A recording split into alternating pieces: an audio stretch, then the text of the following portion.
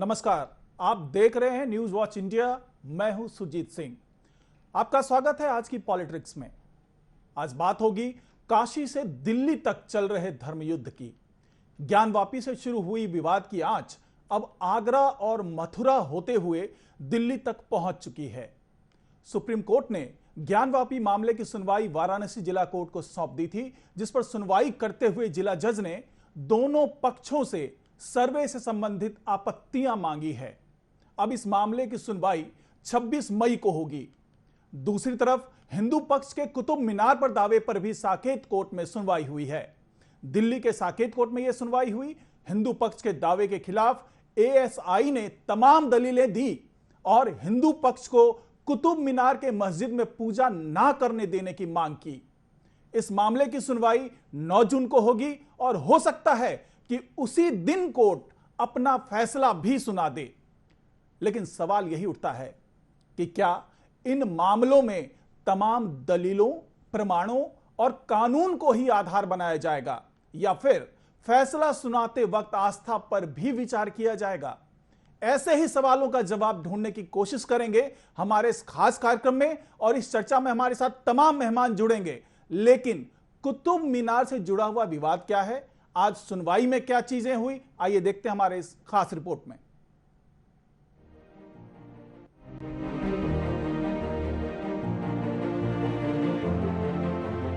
Saket court की अतिरिक्त civil जज निखिल चोपड़ा की अदालत में मंगलवार को कुतुब मीनार में पूजा की अनुमति को लेकर सुनवाई हुई। बता दें कि दोनों पक्षों के वकीलों की दलीलें सुनने के बाद अदालत ने 9 जून तक के लिए फैसले को सुरक्षित रख लिया। इसके साथ ही अदालत ने दोनों पक्षों से कहा कि वो लिखित में जवाब दाखिल करें। हिंदू पक्ष की ओर से वरिष्ठ वकील हरिशंकर जैन के दिए गए आवेदन पत्र में दावा किया गया था कि कुतुब मीनार परिसर में गणेश जी की मूर्ति उल्टी लगी है। कुतुब मीनार को 27 हिंदू और जैन मंदिरों को तोड़कर उनके मलबे से बनाया गया। कुतुब मीनार में देवी देवताओं की प्रतिमाएं हैं। इसके अंदर 1600 साल पुराना लौह स्तंभ है जिस पर संस्कृत में श्लोक हैं। इसलिए वो अपने धार्मिक स्वतंत्रता के अधिकार के तहत पूजा करने की अनुमति चाहते हैं। हरिशंकर जैन ने कहा, कुतुब मीनार मामले में 1991 के प्लेसेस ऑफ वर्शिप एक्ट लागू नहीं होता क्योंकि ये एक ऐतिहासिक धरोहर है और धरोहर पर यह एक्ट लागू नहीं होता। साथ ही हरिशंकर जैन ने दलील दी कि ये मीनार मुस्लिम शासकों ने केवल इस्लाम धर्म का वर्चस्व स्थापित करने के लिए किया था। देवी देवताओं के अस्तित्व को कभी कहीं नकारा नहीं जा सकता। वहीं अदालत में भारतीय पुरातत्व सर्वेक्षण की ओर से दलील दी गई कि साल 1914 में जब कुतुब मीनार को अधिग्रहित किया गया था तो वहां पूजा नहीं होती थी। एएसआई ने कहा, कुतुब मीनार एक गैर आवासीय स्मारक है, इसलिए यहाँ किसी भी तरह की धार्मिक गतिविधि की इजाजत नहीं दे सकते। इसलिए न तो यहाँ पर पूजा हो सकती है, न ही नमाज पढ़ने की अनुमति होनी चाहिए। एएसआई के अधिवक्ताओं की दलील थी कि कुतुब मीनार संरक्षित स्मारक है, किसी भी स्मारक की संरचना को नहीं बदल सकते। उन्होंने पूजा की अनुमति वाली याचिका को खारिज करने का अनुरोध किया, लेकिन अदालत ने दो पक्षों की दलीलों के बाद उनसे लिखित में जवाब देने के लिए कहते हुए फैसला सुनाने के लिए 9 जून की तारीख निर्धारित कर दी। भारतीय पुरातत्व सर्वेक्षण ने 5 दिन पहले वहाँ मुस्लिमों द्वारा नमाज पढ़ने पर भी रोक लगा दी थी। कुतुब मीनार के इमाम शेर मोहम्मद का कहना है कि पिछले 5 दिन से नमाज नहीं पढ़ी जा रही। कुतुब मीनार में संस्कृत मंत्रालय के सचिव के नेतृत्व में भारतीय पुरातत्व सर्वेक्षण के अधिकारियों की 10 सदस्यीय टीम ने निरीक्षण किया है और वहां जल्द ही शोध कार्य के लिए खुदाई का कार्य किया जाना है। Bureau report, news watch India.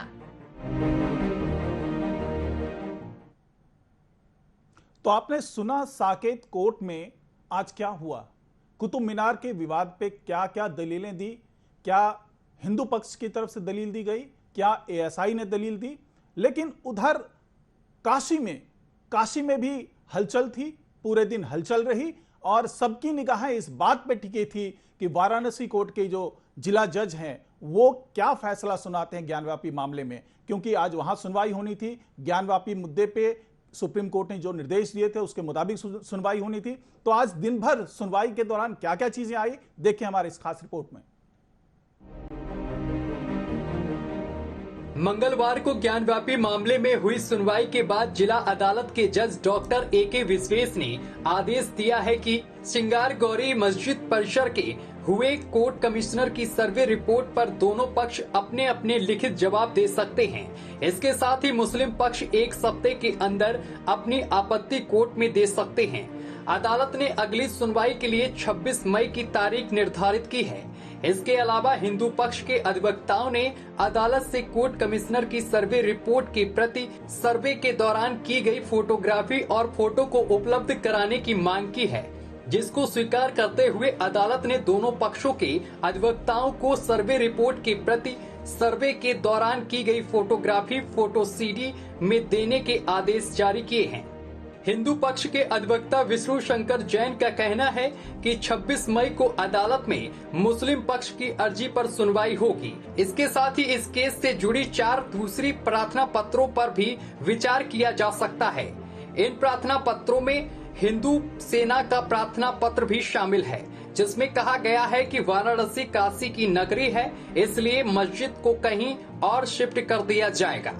Hindu सेना ने इस मामले में उन्हें भी वादी पक्ष मानने की अपील की है। इसके अलावा श्रृंगार गौरी की प्रतिदिन पूजा करने की अनुमति देने की मांग की है। कोर्ट कमिश्नर सर्वे में मिले शिवलिंग की लंबाई चौड़ाई के लिए सर्वे किए जाने और वजूखाने के तालाब की जीवित मछलियों को दूसरी जगह शिफ्ट किए जाने संबंधी अर्जी शामिल है। Bureau report, news watch India. तो देखा आपने किस तरीके से आज सुनवाई हुई है कुतुब मीनार मामले में और सुनवाई हुई है ज्ञानवापी मामले में। 800 साल पुराने इतिहास को बदलने की मांग की गई है। यह हिंदू पक्ष ने कहा है कि जो कुछ प्रमाण मिल रहे हैं उसके आधार पर फैसला सुनाए, क्योंकि इनका दावा है कि 27 मंदिरों को तोड़कर मस्जिद बनाया गया है और कुतुब मीनार के मस्जिद में पूजा करने का अधिकार मांग रहे हैं। जो कुव्वत-उल-इस्लाम मस्जिद है वहां पे वो मांग रहे हैं। और जो एएसआई की दलील है वो यही कहता है कि भाई जो राष्ट्रीय स्मारक है वहां पर पूजा करने की इजाजत नहीं दी जाती और कुतुब मीनार राष्ट्रीय स्मारक है। इसी तरीके का मुद्दा ताजमहल के मामले में भी उठा था, लेकिन ताजमहल में नमाज अदा की जाती थी। तो इसके मामले में एएसआई की दलील थी कि कुछ जो मॉन्यूमेंट्स होते हैं नॉन लिविंग होते हैं और कुछ लिविंग होते हैं। नॉन लिविंग कहने का मतलब यह होता है कि जहां पर पहले से कोई धार्मिक गतिविधि होती रही हो, चाहे वो ताजमहल का मामला हो जहां नमाज अदा किया जाता था पहले से। जब एएसआई के हाथ में ये धार्मिक जो राष्ट्रीय स्मारक हैं वो आता है और उस वक्त जो स्थिति होती है, अगर वहां पूजा हो रही है, नमाज हो रहा है, तो उसे लिविंग माना जाता है। और अगर वहां पे किसी तरह की कोई धार्मिक गतिविधि नहीं है तो नॉन लिविंग माना जाता है। और जिस तरह के एएसआई ने कहा कि जो कुतुब मीनार है वो नॉन लिविंग है, क्योंकि वहां की मस्जिद में पिछले 800 साल से ना नमाज अदा की गई और ना ही पूजा की गई। तो ये तमाम मसले हैं जिन पे बातचीत होती रही है और तमाम आज वो जो फैसले सुनाए गए, जो बात की गई, तो इन सारे मामले पे बात करने के लिए हमारे साथ अभी मेहमान मौजूद हैं। महंत नारायण गिरी हैं, जूनाखाड़ा से हैं। सुनीता सिंह गौर हैं जो हिंदू युवा वाहिनी से हैं। डॉक्टर अशफाकुल्लाह खान हैं जो मुस्लिम स्कॉलर हैं और जाहिद ताज हैं जो कि अध्यक्ष हैं जस्टिस फाउंडेशन के। दीपक राय हैं जो राजनीतिक विश्लेषक हैं। इसमें से कुछ मेहमान अभी जुड़े हैं, कुछ मेहमान थोड़ी देर में जुड़ जाएंगे। तो सबसे पहला सवाल सुनीता जी से। सुनीता जी, ज्ञानवापी से लेकर कुतुब मीनार तक अपनी अपनी आस्था, अपने अपने दावे, आखिर कैसे निकलेगा समाधान? देखिए, समाधान निकालने के लिए दोनों पक्षों की सहमति जरूरी है। इस तरीके से हिंदू पक्ष हमेशा देखता है कि किस तरीके से हमें शांति बनाए रखनी है, वैसे ही मुस्लिमों की थोड़ा शांति बनाए रखने के लिए समाधान विचार करना चाहिए। दोनों पक्ष तो शायद हमारे इन मुद्दों पर कोई ना कोई हल निकलेगा। जी, अभी तक जो भी दावे किए गए, चाहे वो ज्ञानवापी मामले को लेकर के किए गए, चाहे कुतुब मीनार को लेकर के किए गए, सब में बात निकल के यही आ रही है कि कभी वहां भव्य मंदिर था, वहां पे मूर्तियां निकल रही है, या जो सनातन संस्कृति से जुड़े हुए चिन्ह हैं वो मिल रहे हैं। तो क्या आपको लगता है ऐसा कि आस्था कानून और संविधान पे भारी पड़ेगा? बिल्कुल, हमारे हर जगह मंदिरों को तोड़ा और वहां पे मस्जिदें बनाई गई, ये हमारा इतिहास चीख चीख के बोल रहा है।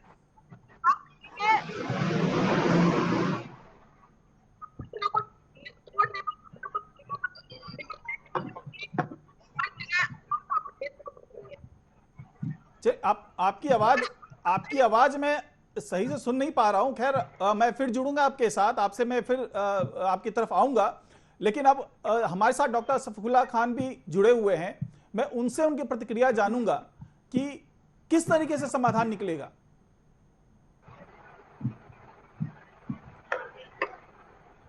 डॉक्टर सफीउल्लाह खान साहब, आवाज पहुंच रही है?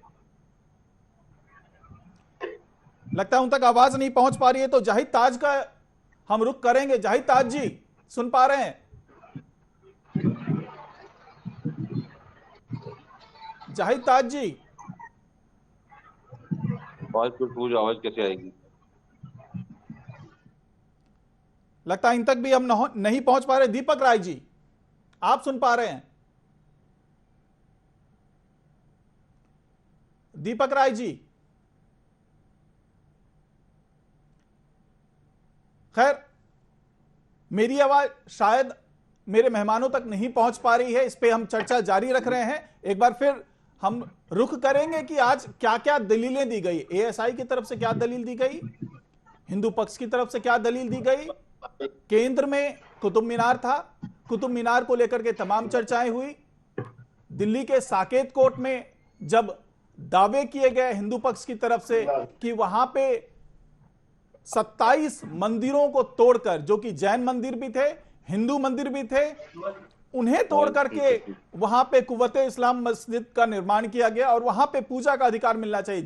जज ने पूछा, कोर्ट ने पूछा कि अगर 800 साल तक पूजा नहीं हुई है वहां पे, अगर पूजा का प्रावधान नहीं रहा है, तो अब भी अगर ऐसा प्रावधान ना हो तो क्या बिगड़ जाएगा। तो जो हिंदू पक्ष का दावा था, उनकी जो दलील थी, उनका यही कहना है कि चाहे 800 साल हो या 8000 साल हो, अगर वहां पे देवता थे, भगवान की स्थापना थी, तो जब तक उनका विसर्जन नहीं हो जाता है तब तक वहां पे उनकी मौजूदगी रहेगी, उनकी पवित्रता रहेगी, और उनकी मौजूदगी अगर वहां पे है अब भी तो पूजा होनी चाहिए, और जब तक विसर्जन नहीं होता तब तक उनकी मौजूदगी रहेगी। यही तमाम दलीलें जो हिंदू पक्ष की तरफ से दी गई कि अगर हमें पूजा का अधिकार नहीं दिया गया तो संविधान का जो अनुच्छेद 25 है उसका भी उल्लंघन होगा, क्योंकि अनुच्छेद 25 यही कहता है कि अपने धर्म की रक्षा करने का अधिकार सबको है, पूजा का अधिकार सबको है, चाहे वो मुस्लिम हो चाहे हिंदू हो, अपने अपने तरीके से अपने धर्म की रक्षा कर सकते हैं, इबादत कर सकते हैं। तो इसी अनुच्छेद का आधार बनाया हिंदू पक्ष ने और यही कहा कि अगर हमें यह अधिकार नहीं मिलेगा तो हम तमाम सबूत और प्रमाण पेश करेंगे, कोर्ट में पेश करेंगे। हालांकि एएसआई का शुरू से यही कहना है कि चूंकि ये राष्ट्रीय स्मारक है और पिछले 800 साल से यहां पे ना तो नमाज अदा की गई है ना ही पूजा की गई है, तो ऐसे हालात में जो यथास्थिति है उसको बरकरार रखा जाना चाहिए। इसे किसी तरीके से धार्मिक स्थल के तौर पे किसी भी पक्ष को दिया जाना उचित नहीं होगा। इसी कुतुब मीनार परिसर में एक और भी मस्जिद है, मुगल मस्जिद, जहां पर कि पहले से नमाज अदा की जाती थी, लेकिन एएसआई ने उस जगह पे भी ये रोक लगा दी है कि यहां पे नमाज अदा फिलहाल नहीं की जाएगी। तो इसको लेकर के मुस्लिम पक्ष में नाराजगी भी है कि अगर शुरू से वहां पे नमाज अदा की जाती रही है तो अब यह अधिकार मुस्लिम पक्ष से क्यों छीना जा रहा है। हालांकि एएसआई तमाम दलीलें दे रहा है कि अगर यहां पे सांप्रदायिक सौहार्द बनाए रखना है तो यथास्थिति बरकरार रखनी पड़ेगी, हर पक्ष का सम्मान किया जाना चाहिए, हर पक्ष के जो दावे हैं उसका फैसला कोर्ट में होना चाहिए, और किसी तरीके से सड़क पे उतर करके अपने दावों की पुष्टि के लिए कोई आंदोलन करना ये उचित नहीं होगा। हालांकि समय समय पर वो चाहे ज्ञानवापी का मामला हो, चाहे कुतुब मीनार का मामला हो, चाहे ताजमहल का मामला हो, अगर ज्ञानवापी मामले की बात कर लें तो ओवैसी ने साफ साफ कहा कि फैसला चाहे कुछ भी हो लेकिन हम एक और मस्जिद टूटने नहीं देंगे। यानी कि यह उन्होंने तय कर दिया कि कोर्ट चाहे कुछ भी कहे, कानून चाहे कुछ भी कहे, लेकिन ज्ञानव्यापी मस्जिद कयामत तक बनी रहेगी, ज्ञानव्यापी मस्जिद में कयामत तक नमाज अदा की जाएगी। तो ये तमाम विरोधाभासी बातें सामने आती रही है। एक तरफ यह कहा जाता है कि हम कोर्ट का सम्मान करेंगे, कानून का सम्मान करेंगे, संविधान का सम्मान करेंगे, और जो कोर्ट कहेगा, जो संविधान कहेगा, उसी के आधार पे कोई फैसला होगा और उसी के आधार पर हम आगे बढ़ेंगे। लेकिन ये जो बात निकल के आ रही है, जो हिंदू पक्ष दावे कर रहे हैं, हिंदू पक्ष दावा कोर्ट में कर रहा है, लेकिन जो मुस्लिम पक्ष है वो भी डिफेंड कर रहा है ज्ञानवापी मामले में, और जो कुतुब मीनार का मामला है वहां पे मुस्लिम पक्ष सीधे सीधे हस्तक्षेप नहीं कर रहा है, चूंकि ये राष्ट्रीय स्मारक का मामला है, तो वहां पे हिंदू पक्ष के सामने जो खड़ा है वो है एएसआई। एएसआई यही बता रहा है कि चूंकि हमारे पास जब ये मॉन्यूमेंट आया था, जो ये राष्ट्रीय स्मारक के तौर पे आया था, उस वक्त करीब 60 दिनों तक जब आपत्ति मांगी गई थी तो किसी ने कोई आपत्ति नहीं की थी कि ये धार्मिक स्थल है या ये राष्ट्रीय स्मारक पे किसी की आपत्ति है। ये तमाम चीजें हुई, इसलिए अगर उस वक्त आपत्ति नहीं पेश की गई तो अब क्यों आपत्ति पेश की जा रही है? ये एएसआई का दलील, एएसआई ने ये दलील दी है कोर्ट में कि जब हमें ये मिला था वहां पे किसी तरह की धार्मिक गतिविधि नहीं चल रही थी। तो अब ये तमाम मामले किस तरफ रुख कर रही हैं, ये किस तरफ ये विवाद जाएगा? हमारे साथ लगातार मेहमान जुड़े हुए हैं, तो हमारे साथ दीपक राय जी जुड़े हुए हैं। दीपक राय जी, आप तक आवाज पहुंच रही है? जी जी हाँ, जी हाँ, जी हाँ। दीपक राय जी, आपको क्या लगता है? मेरी आवाज आ रही है आपको? जी, मैं सुन पा रहा हूं। जी हाँ। दीपक राय जी, आपको क्या लगता है कि ये समाधान कैसे होगा? ये जो पूरा विवाद है, वो चाहे ज्ञानवापी का मामला हो, चाहे वो कुतुब मीनार का मामला हो, क्या इसका समाधान कोर्ट से निकलेगा, या फिर जिस तरीके से दावे किए जा रहे हैं, जिस तरीके से आस्था के सवाल उठाए जा रहे हैं, तो इसका समाधान आस्था के आधार पे होगा या कानून के आधार पे होगा? देखिए, मेरे हिसाब से देखिए, आज जो संविधान और कानून और आस्था, कहीं कहीं तीनों को मिलाना होगा। केवल आस्था के नाम पे हम एक फेवर में, किसी के फेवर में भी वो निर्णय नहीं आ सकता। लेकिन थोड़ा सा मैं पीछे ले जाना चाहूंगा आपको। 1947 जब देश आजाद हुआ, तो आप संविधान देखिए, संविधान के पहले पृष्ठ पे ही राम का फोटो आती है, राम की फोटो आती है। तो कहीं ना कहीं हम उस समय हमारे आपके जो बड़े बड़े नेता होते थे उस समय, तो सभी ने एक सोचा कि जो विरासत है, चाहे जो संस्कृति है, वो हमारी सनातनी संस्कृति है। उस समय कभी इस पे वो नहीं उठाया गया कि ये धार्मिक रंग है, चाहे वो है। तो कहीं कहीं देखिए, सांस्कृतिक विरासत जो है, शायद उसमें 70 साल में हम लोगों ने उस पर ध्यान नहीं किया। अगर ये चीज आज उभर के आती है तो कहीं पे ध्यान होना चाहिए कि आगे देखिए, इंडोनेशिया में आज भी जो है, उनके करेंसी नोट पे जो है गणेश जी का फोटो आता है, वहां भी मुस्लिम रहते हैं।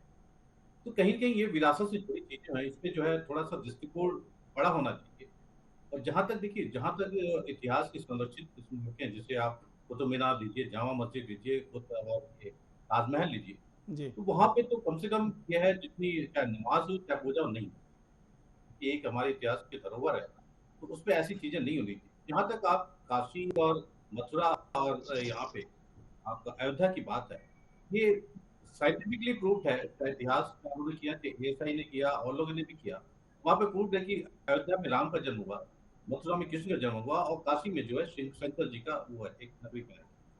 तो अगर ये मंदिर बने हुए हैं, पहले ये भी प्रूव हो गया है कि मंदिर को तोड़कर मस्जिद बनाया गया, सभी चीजें पाई जाती हैं, तो शायद इस पे जो है कोर्ट को ध्यान रखना चाहिए। और इस पे देखिए, सबसे बड़ी चीज कोर्ट को क्या देखना है, एक तो ये भी थी कि मालिकाना हक जो देखना है, जैसे अयोध्या में हुआ कि जमीन जो है किसकी थी, तो कोर्ट ने ये नहीं देखा कि आस्था की हिंदुओं का मंदिर है इसलिए हम हिंदुओं के फेवर में। तो इस तरह की जो है तीनों, एक रास्ता निकाला जरूर जाना चाहिए कि सभी लोग आगे आवे। तो संविधान, आस्था और कानून, तीनों का जो है एक तरह से, तीनों का एक फिल्टर होना चाहिए, जहाँ पे सौहार्दपूर्वक जो है इसका समाधान होना चाहिए। जी, हमारे साथ जुड़े हुए हैं महंत नारायण गिरी जी, जूना अखाड़ा से आते हैं। तो महंत जी, आपको क्या लगता है कि जो प्रमाण मिले और जिस तरीके से दीपक राय जी बता रहे हैं कि जो राष्ट्रीय स्मारक है, वो चाहे कुतुब मीनार हो चाहे ताजमहल हो, उस पर हिंदू पक्ष को दावा नहीं करना चाहिए? आपको लगता है कि दावा केवल ज्ञानवापी मस्जिद पे हो, दावा केवल शाही मस्जिद पे हो, शाही ईदगाह जो मथुरा में है उस पे हो, या फिर हिंदू पक्ष दावा कुतुब मीनार पे भी करता है और दावा ताजमहल पे भी करता है? आपको लगता है कि इन दो दावों को छोड़ करके आगे बढ़ना चाहिए या कुतुब मीनार और ताजमहल पर भी दावा बरकरार रखना चाहिए? देखिए कि ऐसा है कि विशेष रूप से जो कीर्ति स्तंभ के रूप में है, मान लीजिए तो कुतुब मीनार वगैरह है, जी, और प्राचीन समय में मान लीजिए कभी 800 साल पहले कोई आक्रमणकारी जो डाकू लोग आक्रमणकारी आके तोड़ के विध्वंस कर दिया, तो ये एक तरह से मालिकाना हक जो है वो प्राचीन समय से ही ये हिंदुओं का है। और इसमें इनको जो है ये हम लोग इतना समय से सहन करते आ रहे हैं कि अदालत के द्वारा ही हम लोग तो कोई इसमें कानून को अपने हाथ में नहीं ले रहे हैं कि अदालत में जा रहे हैं कि भाई जो भी इसमें सत्यता है वो जो है प्रकट होनी चाहिए। मान लीजिए किसी कमरे में 1000 साल का अंधेरा है, वहाँ एक दिया जलाएंगे तो तुरंत प्रकाश हो जाएगा। तो मेरा तो ऐसा मानना है कि दावा जो हिंदुओं का है वो सही दावा है, ऐसा ही गलत दावा नहीं है। और साथ में ये मैं कहना चाहता हूँ कि जैसे मान लीजिए कि राम जन्मभूमि है, कृष्ण जन्मभूमि है, और ये काशी विश्वनाथ जो मंदिर है ये आक्रमणकारियों ने तोड़ा था। ये डाकू थे, वो लोग मंगोलिया से आए थे, चंगेज खान वगैरह सब लोग जो उनके वंशज थे। तो भारत के जो मुसलमान है वो तो यहीं के मुसलमान है, उनको कोई इतराज नहीं है। केवल 5% जो मुसलमान है उनको केवल इतराज है। और अब तो ये बात भी साबित हो गया कि उनका किसी भी तरह से वहां पर दावा भी नहीं है कि मालिकाना हक जो है वहाँ का जो भी वहाँ का भूमि है वो प्राचीन समय से ही मतलब मान लीजिए किसी भी रोड के किनारे कहीं पर भी वहां पर एक कब्र बना दिया, वहाँ चंद्र उड़ा दिया, है तीर बना दिया, तो ये जो है एक तरह से जो मानसिकता है वो बीमार मानसिकता है।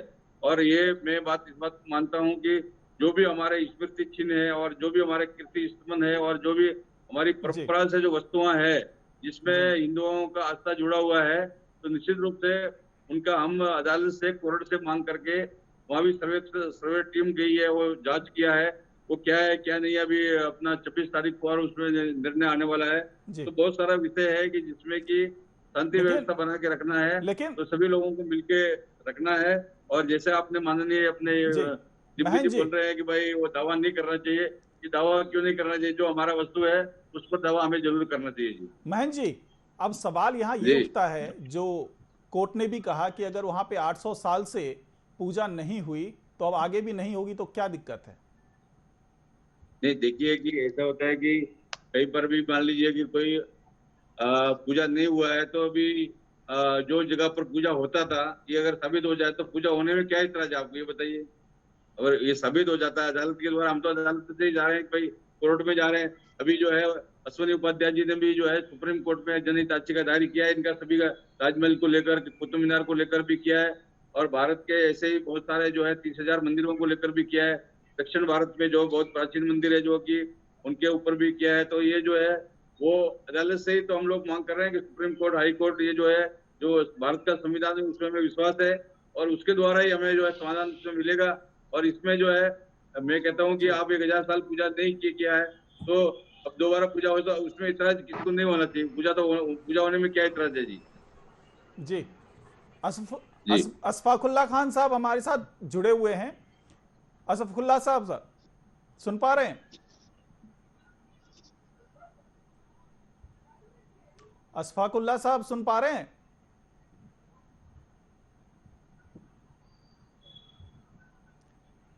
अशफाकुल्ला साहब, आवाज आ पा रही है? आवाज आप तक पहुंच पा रही है मेरी अशफाकुल्ला साहब?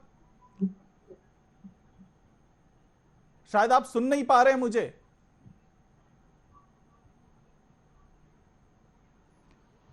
एयरफोन निकाल सकते हैं अपने कान से? हाँ बताइए, सुन पा रहे हैं? लीड निकाल लीजिए अपने मोबाइल से।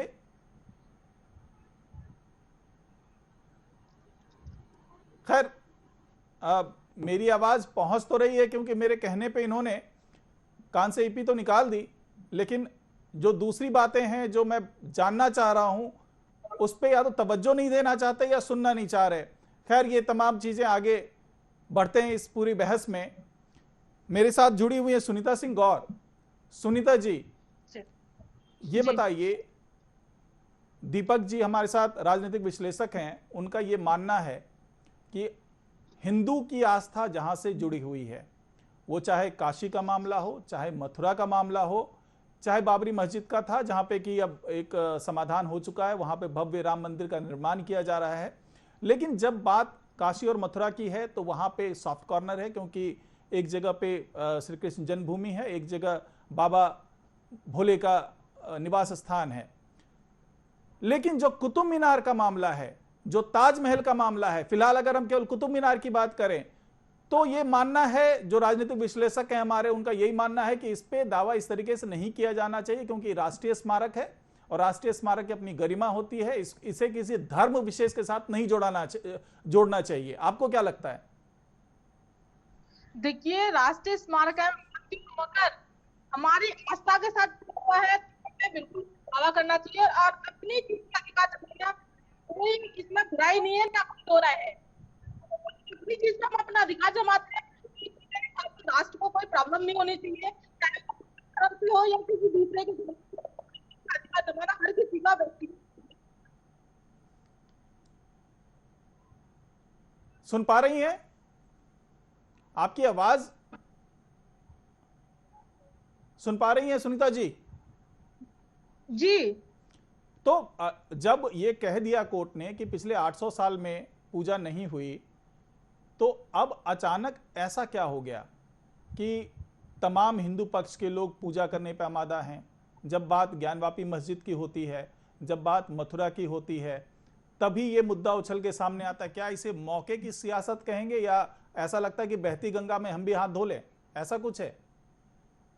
नहीं, ऐसा नहीं है। देखिए, ऐसा है उचित समय से अगर कारण बस तो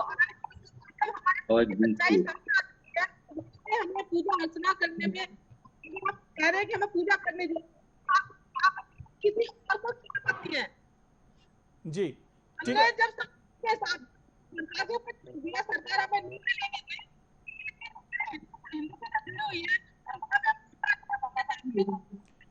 चलिए, आपके पास फिर लौटेंगे। अशफाकुल्लाह साहब जुड़ गए हैं। अशफाकुल्लाह साहब, आवाज आ रही है? जी।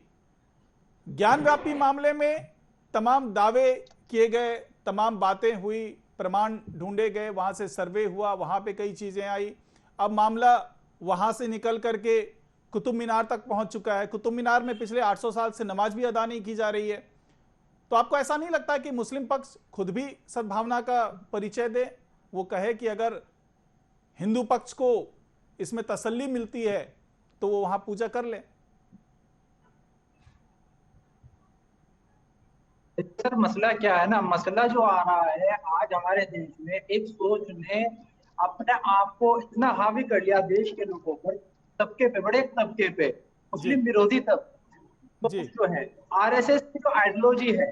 हाँ, पहले उन्होंने बाबरी मस्जिद पर दावा किया, उसके बाद आज कुतुब मीनार पर कर रहे हैं, ज्ञान वापी पर कर रहे हैं, फिर लाल किले पे करेंगे, और एक दिन ऐसा दावा करेंगे कि जितने भी अल्पसंख्यक लोग हैं, सिख हैं, ईसाई हैं, मुस्लिम हैं, इन सबको देश से निकालिएगा क्योंकि ये देश हमारा था। ये इस तरीके की आइडियोलॉजी जो देश में काम कर रही है, जो देश का माहौल खराब कर रही है।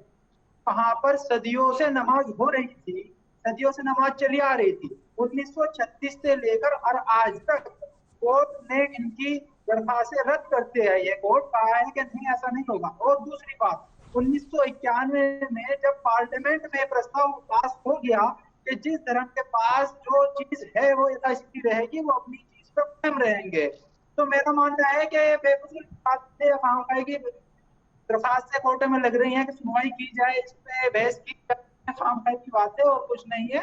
इंशाल्लाह वहाँ ज्ञानवापी मस्जिद थी, ज्ञानवापी मस्जिद रहेगी। बस सोचने की बात है, ये जो खराब आइडियोलॉजी आरएसएस की है, ये देश पे हावी ना हो पाए। हमारे देश की जनता इस आरएसएस की आइडियोलॉजी को नकारे और अपने देश की तरक्की के बारे में सोचे।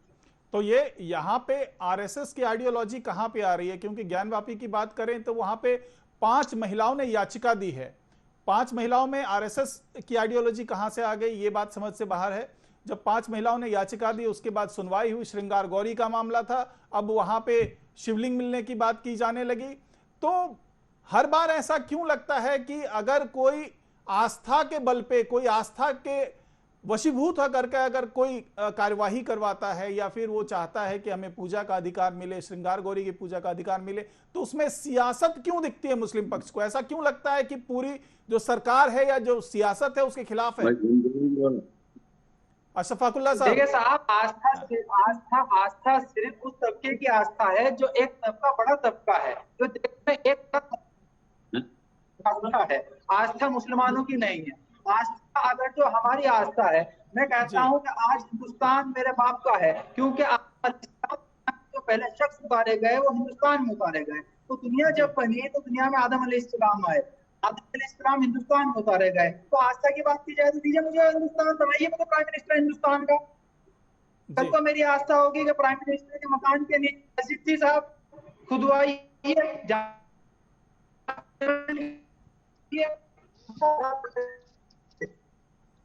जी। महन जी हमारे साथ लगातार जुड़े हुए हैं, आप सुन पा रहे होंगे हमारे जो मुस्लिम स्कॉलर हैं वो क्या कह रहे हैं। उनका यही कहना है कि ये सब कुछ सियासत के तहत हो रहा है, इसमें आस्था जैसी कोई बात नहीं है। कुछ लोग हैं जो इस तरह का माहौल बना रहे हैं, कुछ लोग हैं जो आरएसएस की विचारधारा को आगे कर रहे हैं और देश का माहौल खराब करना चाह रहे हैं। महन जी आप क्या कहेंगे? देखिए, इसमें किसी भी राष्ट्रीय स्वयंसेवक संघ का भी कोई मतलब नहीं है। ये तो क्या है कि पहले से ही माता लोग वहाँ पूजा करते थे, बीच में बंद हो गया। गौरी जो श्रृंगार गौरी है, मान लीजिए कि भगवान शिव ने, पार्वती जी ने उनसे वर मांगा था कि मुझे जो है यहीं पर रहना है, निवास करना है। और वो ज्ञान वापी जो है, जहाँ पर ज्ञान को प्राप्त किया भगवान माता पार्वती जी ने ज्ञान को प्राप्त किया, वो ज्ञान वापी है। और उसके एक तरह से श्रृंगार गौरी के ऊपर में आपने देखा होगा कि पूरा हिंदुओं के सारे खंबे लगे हुए हैं। उसमें गणेश जी का मूर्ति है, कार्तिक का मूर्ति है, पूरे खंबे लगे हुए हैं। और अभी तो क्या है कि जो ऊपर गुम्बद है उसके अंदर में भी बहुत से मूर्तियां वगैरह। ये मैं ये कह रहा हूँ कि जो आक्रमणकारी थे, वो आक्रमणकारियों ने आके चंगेज खान वगैरह जो उनका जो संतान है वो लोग आके किया। भारत का कोई मुसलमान ने कोई तोड़ा नहीं है मंदिर को। और देखिए कि जब मोहम्मद गोरी ने 1194 में जब ये जो है मंदिर को पहली बार तोड़ा, तो वो भी आक्रमणकारी थे, डकैत थे। वो जब सोना चांदी के भ्रम में लूटने के लिए आए थे, तो उसी रूप में वो इन्होंने तोड़ा। तो ये एक देखिए कि जहाँ पर नमाज पढ़ी जाती है वो तो एक तरह से प्रार्थना भवन, प्रार्थना तो कहीं भी किया जा सकता है। मैं बहुत से देशों में, अरब देशों में भी गया, मलेशिया, सिंगापुर वगैरह बहुत से देशों में, मलेशिया वगैरह भी गया, इंडोनेशिया भी गया। इंडोनेशिया में बहुत से जगह मैंने देखा कि वहाँ पर रोड के सड़क बन रही है, वो मस्जिद तोड़ दिया। तो हमारा क्या होता है, पूजा स्थल है, पूजा स्थल है, प्रार्थना स्थल है, जहाँ पर पूजा करते हैं, पाठ करते हैं, भगवान का नाम लेते हैं, वो कभी जगह चेंज नहीं होता। और जहाँ ज्योतिर्लिंग के रूप में स्वयं भगवान विराजमान है, स्वयं विश्वेश्वर भगवान वहां पर विराजमान है। तो इसमें ये जो है वहां पर मुसलमानों से ज्ञान से क्या मतलब है, ज्ञान वापी मस्जिद नाम रखना है। तो ये नाम से प्रतीत होता है कि ये जितने भी हमारे शिव पुराण का वर्णन है, और भी स्कंद पुराण में है, लिंग पुराण में है, और भी बहुत से जो हमारे शास्त्र है उनमें पूरा वर्णन दिया गया है। तो ये जो है निश्चित रूप से वो आक्रमणकारी थे, उन लोगों ने तोड़ा। और उसमें बीच बीच में टोटल मन जी है, उसके बाद में जो है एलिया भाई जी है, बहुत से लोगों ने जीवनोद्धार भी उसका किया है। तो हमारा दावा आज से नहीं है, हमारा 1000 साल से, 700 साल मुगलों का राज और 900 साल 200 साल अंग्रेज, 900 साल करीब हम लोग गुलाम रहे। हमने कभी भी दावा वहाँ छोड़ा नहीं है। वो हमारा आस्था का, श्रद्धा का विषय है।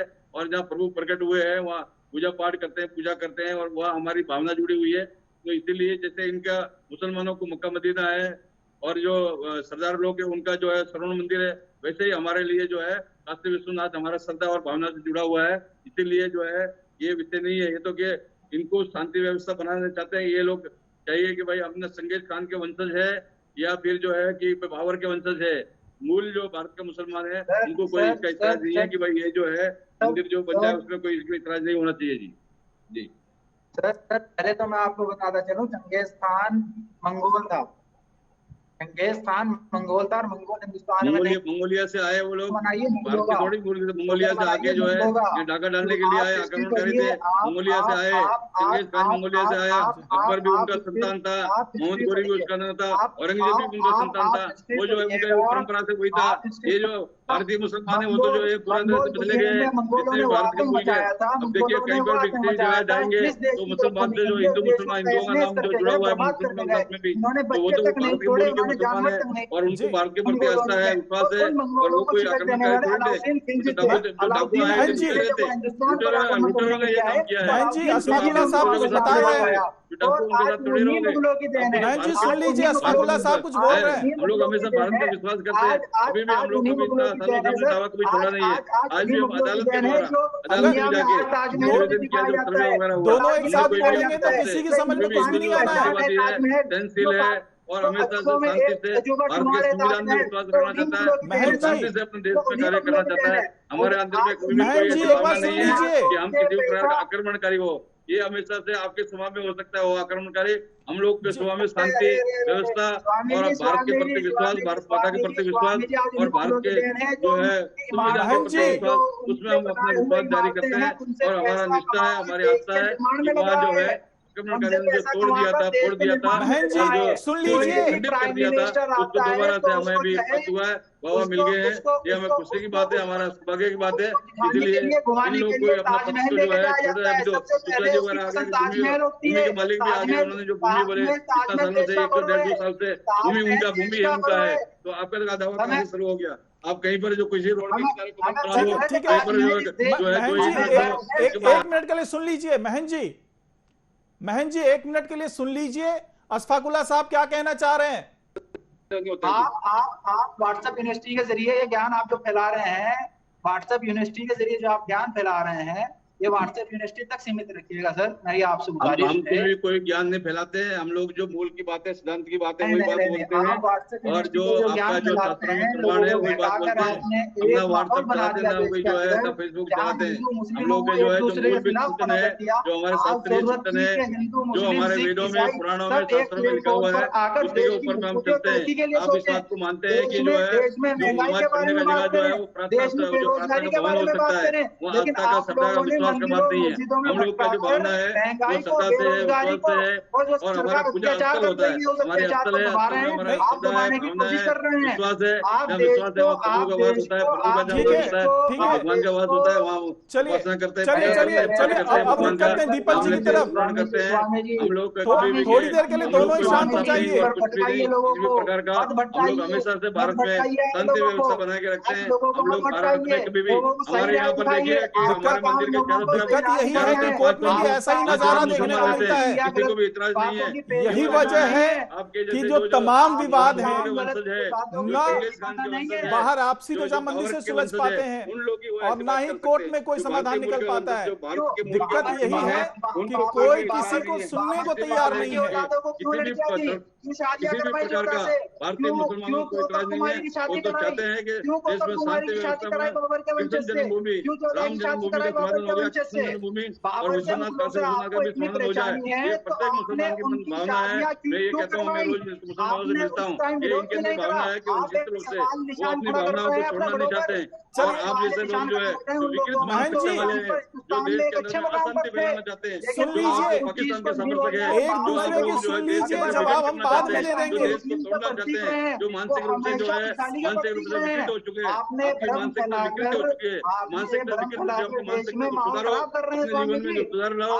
और ये भारत के जो है संविधान के प्रति, भारत के प्रति निष्ठा रखो, विश्वास रखो कि भारत हमारा देश है, हमारी भारत माता हमारी है, वंदे मातरम हमारा है, जय भारत माता महन जी। की। ठीक है अब एक दूसरा पक्ष में सुन लेते हैं। बोलेंगे, हिंदुस्तान बोलेंगे, आपको बताकर नहीं बोलेंगे ये देश हमारा है, हमारा था, हमारे रहेगा इंशाअल्लाह। भारत का नागरिक के अंदर में ये भावना होती है कि मैं अपने देश के प्रति, मैं अपने राष्ट्र के प्रति, मैं अपने संविधान के प्रति मैं निष्ठा रहूं। तो हमारी जो है भावना है, हमारी श्रद्धा है। अगर हालात ऐसे ही रहे तो मुझे नहीं लगता कि कोई समाधान निकल पाएगा। ना कोई सवाल सुनने को तैयार है, ना कोई जवाब देने को तैयार है। हमारे मन में हमेशा से भगवान के प्रति श्रद्धा है। वहाँ पर जो है जो श्रृंगारपुरी है, श्रृंगारपुरी के ऊपर में महन जी आपसे अनुरोध है, आक्रामणकारी थे पूरी, जो श्रृंगारपुरी के ऊपर तोड़कर उसको बनाया। अभी आपके वहाँ पर जो है वो शिवलिंग निकला, आप लोग फुहारा है, एक ही रट लगाए हुआ फुहारा है। और वहाँ पर है शिवलिंग है, पूरा सब महन जी, कुछ है, और सब लोग रट लगाए हुए फुहारा महन जी फुहारा है, दूसरा पक्ष जो सुन हवा लीजिए। देखिए उसमें शिवलिंग के रूप में स्थापित है, और आप सब बोल रहे हैं कि फुहारा फुहारा है। फुहारा जी किस महन तरह से जी, हो गया वहाँ पर? ठीक है, आपकी बात पहुंच गई है। वो सब साफ साफ दिख रहा है। और अभी तो आप रुकिए, अभी तो मामले में अदालत में है, अभी देखिए भाई, अभी 26 तारीख को फिर और उसमें बहस होने वाली है। 26 तारीख तक रुकिए, 26 तारीख में और बहस होने वाली है। बहस मिलेंगे आपको, हर मस्जिद में मिलेंगे, अक्सर मस्जिद में मिलेंगे। आप जाकर देखिए वजू खानों पर, आप जाकर पुरानी मस्जिदों में वजू खानों पर देखिए, हर मस्जिद में फवारे मिलेंगे। नहीं नहीं तो फवारे तो इसको जांच का विषय है ना, इसमें जांच में छोड़िए ना, जांच हो जाएगी तब पता चल जाएगा। ये तो जांच का विषय है ना। अरे मैडम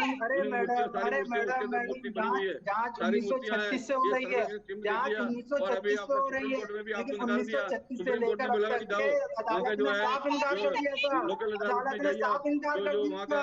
जांच का कोई मुद्दा ही नहीं है, जांच का कोई मुद्दा ही नहीं है। कोई भी किसी तरीके की आस्था किसी के ऊपर थोप देगा, कल को कोई कह देगा कि साहब हिंदुस्तान में तो मुसलमान थे ही नहीं, बाहर निकालिए इनको। नहीं, जब बात आती है, जब बाबरी मस्जिद के मामले में भी फैसला हुआ था, उसमें तमाम सबूतों की बात की गई थी, तमाम सबूतों के आधार पर ही कोई फैसला हुआ था। अशफाकुल्ला साहब, एक मिनट शांत होइए। अशफाकुल्ला साहब, आपकी जो भी सोच हो, आप जिस तरीके के भी दावे कर रहे हो, ये कोई जरूरी नहीं है कि आपके दावे में तमाम सच्चाई हो। आप कहते हैं कि वहां फव्वारा है, और जो हिंदू पक्ष है वो कहता है कि वहां पे शिवलिंग है, तो इसका फैसला कोर्ट को करने दीजिए। इस तरह के दावे हम कोर्ट से बाहर क्यों कर रहे हैं? ना हिंदू पक्ष को यह दावा करना चाहिए कि वो वाकई शिवलिंग है, ना ही मुस्लिम पक्ष को दावा करना चाहिए कि वो फव्वारा है। इस तमाम दावे से एक दूसरे की आस्था पे सवाल खड़े होते हैं, एक दूसरे की धार्मिक भावना को ठेस पहुंचती है। यह बात दोनों पक्षों को समझना चाहिए। लेकिन जो भी वहां प्रमाण मिले, ज्ञानवापी मस्जिद के अंदर जो भी प्रमाण मिले, जो भी तहखाने में प्रमाण मिले कि वहां सनातन संस्कृति से जुड़े हुए चिन्ह हैं, वहां पे मूर्तियां हैं, वहां पे सिंदूर में लिपटी हुई मूर्तियां हैं, विग्रह की मूर्तियां हैं, वहां पे श्रृंगार गौरी के मंदिर का चौखट है, क्या आप उसको झुठला देंगे? अशफाकुल्ला साहब, आवाज नहीं आ पा रही आप। सीधी सी बात यही है। सुन पा रहे हैं आप मुझे? आपकी आवाज नहीं आ रही है। आ गया, आ रही है आवाज? अशफाकुल्ला साहब सुन पा रहे हैं? सुनीता जी सुन पा रही हैं? ये एंकर की आवाज नहीं आ रही है। खैर, तमाम तकनीकी दिक्कतें हैं। तकनीकी दिक्कतों के कारण हम अपने मेहमान से सीधे जुड़ नहीं पा रहे हैं, नेटवर्क की समस्या है, ठीक हो जाएंगी। अगर इतने बड़े मसले हैं, चाहे वो कुतुब मीनार का मसला हो, चाहे वो ज्ञानवापी मस्जिद का मसला हो, चाहे वो मथुरा का मसला हो, उसके सामने हमारा मसला बहुत छोटा है। इसका सॉल्यूशन मिल जाना है, इसका समाधान हो जाएगा। लेकिन जो बड़ी समस्या है, जो देश के सामने खड़ी है समस्या, जो समस्या ऐसी है जो सांप्रदायिक सौहार्द की बात हो रही है, जहां पे सांप्रदायिक सौहार्द खतरे में है, जहां बात मंदिर मस्जिद से निकल करके हिंदू मुस्लिम तक पहुंच जाती है। बात जब औरंगजेब की होती है तो उसमें छिपा हुआ मुस्लिम पक्ष सामने आ जाता है। कभी यह बात होती है कि जो औरंगजेब थे, जो औरंगजेब ने किया, यहां पे आक्रांता था औरंगजेब, उसने जो मंदिरों को तोड़ा, मंदिरों का विध्वंस किया, उसके बाद मस्जिद तैयार किए यहां पे, जब उसका विरोध होता है तो कुछ मुट्ठी भर लोग ऐसे होते हैं जो ये मान लेते हैं कि भाई हम तो उनके वंशज हैं, अगर उनके खिलाफ कुछ बोला जाएगा तो हम सुनने को तैयार नहीं है। लेकिन उन्हें भी ये बात समझनी चाहिए कि अगर कुछ गलत हुआ तो उसे गलत कहने की हिम्मत होनी चाहिए। और ये गलत हुआ या सही था या जो भी दावे किए जा रहे हैं, इसका फैसला कोर्ट को करने दीजिए। कोर्ट अपने आप में सक्षम है, उसके पास कानून और संविधान के हथियार हैं जिसके आधार पर फैसला किया जाएगा। कोर्ट में जो बैठे जज हैं वो कानून के विशेषज्ञ होते हैं, वो जानकार होते हैं। तो आपस में सड़क पे फैसला करने की जो जिद होती है वो न जाने कहां से आ जाती है।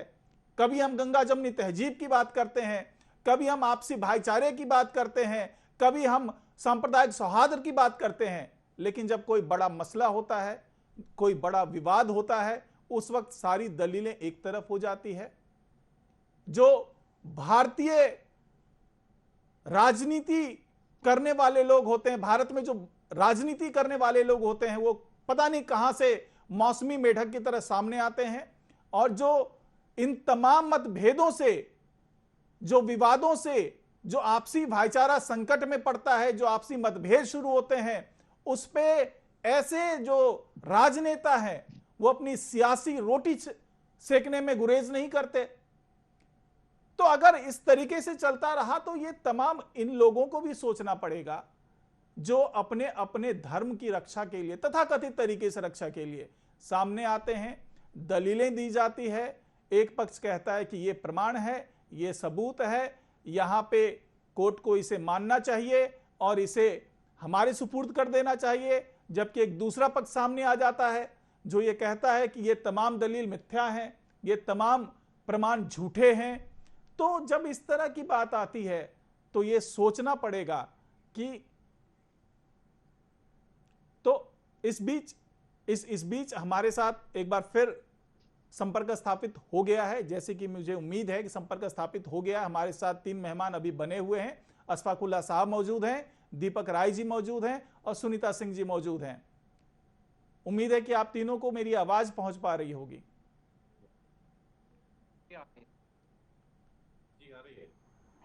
सुन पा रहे हैं मुझे? जी हाँ, जी हाँ। तो दीपक राय जी, आपने तमाम दलीलें सुनी, मुस्लिम पक्ष ने जो कहा, डॉक्टर अशफाकुल्लाह साहब ने जो कहा या महेंद्र जी ने जो कहा, आपको क्या लगता है कि अगर दलीलें ऐसी है तो कहीं बीच का रास्ता निकलने की गुंजाइश बनती है? देखिए, रास्ता तो निकल सकता है, लेकिन जब तक राजनीति हावी रहेगी और नेताजी लोग रहेंगे हमारे में, तो तब तक कुछ नहीं होगा। ये बहुत बड़ी सच्चाई है और कोर्ट से ही इसका फैसला आने वाला है। तो आप देखिए, हमारी संस्कृति और विरासत की कभी बात ही नहीं हुई। हमेशा एक तरह से एक वर्ग विरोध करने की कोशिश हुई, शायद देश को हमेशा आगे नहीं रखा गया। आप बताइए, जो 1991 का जो ये वो कानून है, इसकी जरूरत क्या थी? केवल एक ही राज था कि एक वर्ग को सब कुछ था। तो सवाल देखिए, अगर धार्मिक सहिष्णुता की बात होती है, गंगा जमुना तहजीब की बात होती है, तो आज क्यों है, आज कुछ स्टेट में ऐसा है कि जहां हिंदू आप बहुसंख्यक थे, आज वो अल्पसंख्यक हो गए।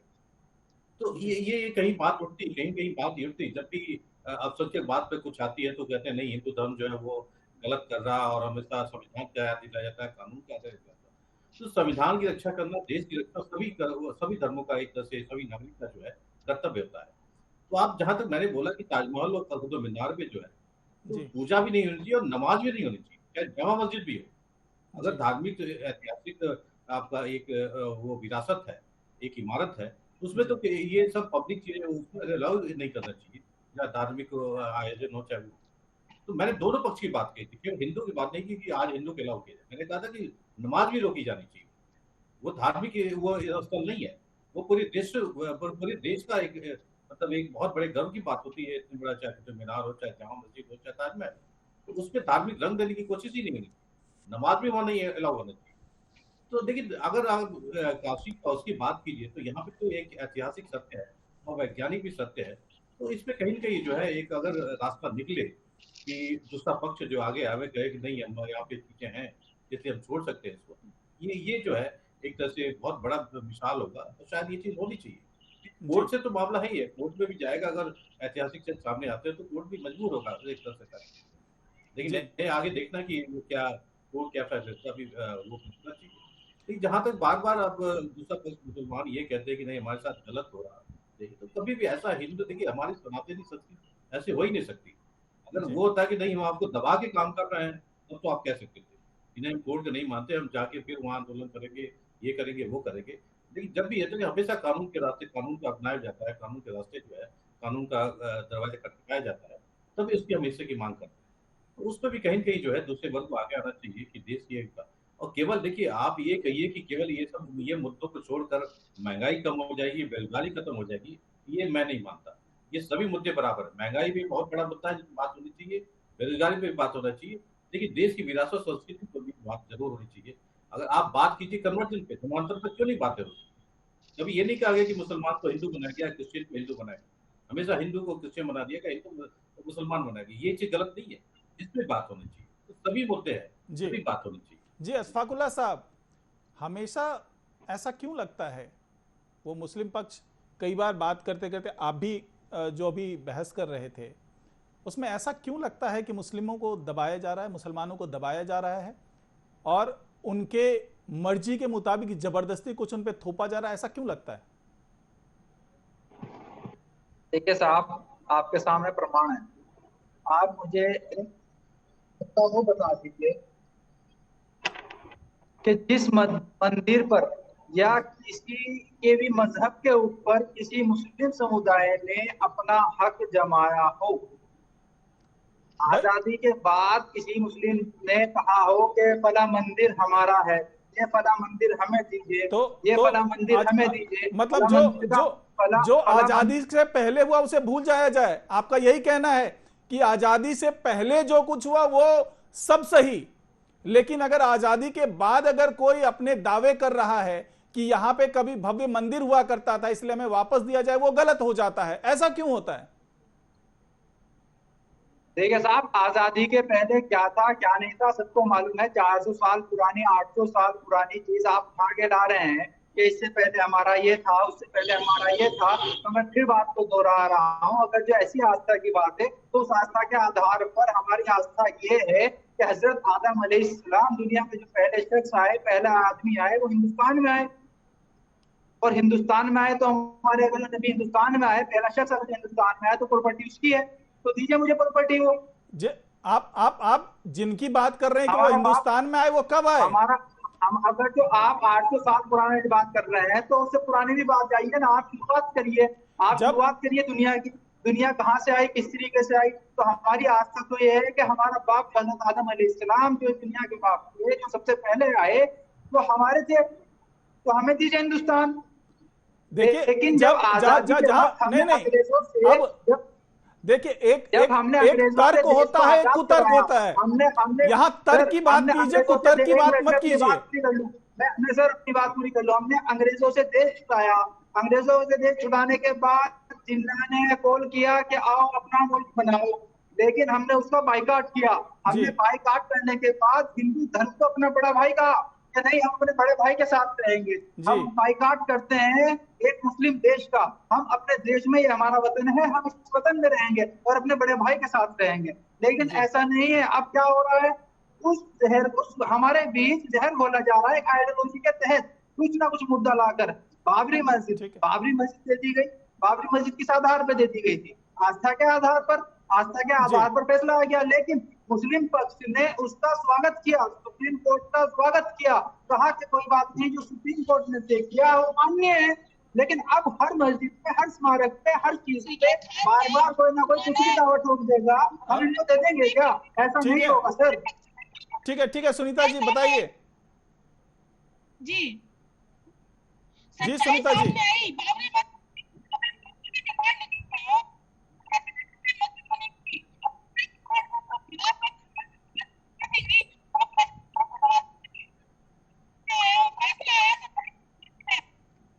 चलिए सुनीता जी की आवाज बहुत स्पष्ट नहीं हो पा रही है। सुनीता जी माइक अपने जरा करीब ले जाकर के बोलिए, शायद आवाज सुन पाए हम लोग। जी, मैं ये कहना चाह रही हूँ कि मुस्लिम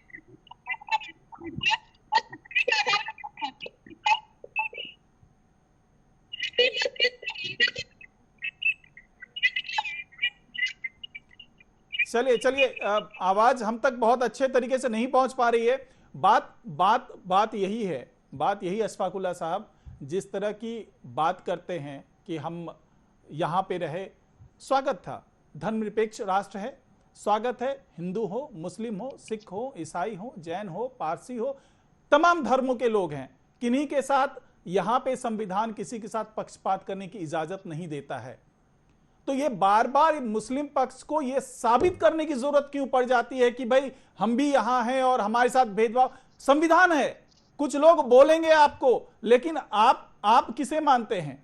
उन लोगों को जो आपको बोलते हैं, या आप देश के संविधान के साथ हैं, देश के कानून के साथ हैं? जब माहौल खराब होता है तो आप उनकी दुहाई देते हैं जो दूसरा पक्ष भी जो माहौल खराब करने में लगा, आप उनकी दुहाई देकर के आप माहौल खराब करने की धमकी देते हैं। बाबर मस्जिद के जो पक्षकार हैं, जो हाजी महमूद साहब हैं, वो कहते हैं कि भाई आखिरी मौके पर जो राम जन्मभूमि का फैसला हुआ उसमें सब कुछ मुस्लिम पक्ष में था, लेकिन आखिरी मौके पर सुप्रीम कोर्ट ने उल्टा फैसला दे दिया और कोर्ट बिकाऊ होता है, और ज्ञानवापी मस्जिद मामले में जबरदस्ती की गई तो माहौल खराब होगा, देश में तबाही होगी, बर्बादी होगी। इस तरह के बयान देने की जरूरत क्यों पड़ती है?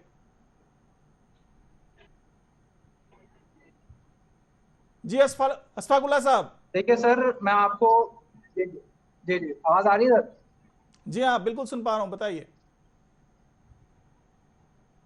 सर मैं आपको बताना चाहता हूँ, आप ये हमें ऐसा महसूस करवाया जा रहा है हिंदुस्तान में, अपने देश में हमें ज़हनी तौर पर बीमार किया जा रहा है।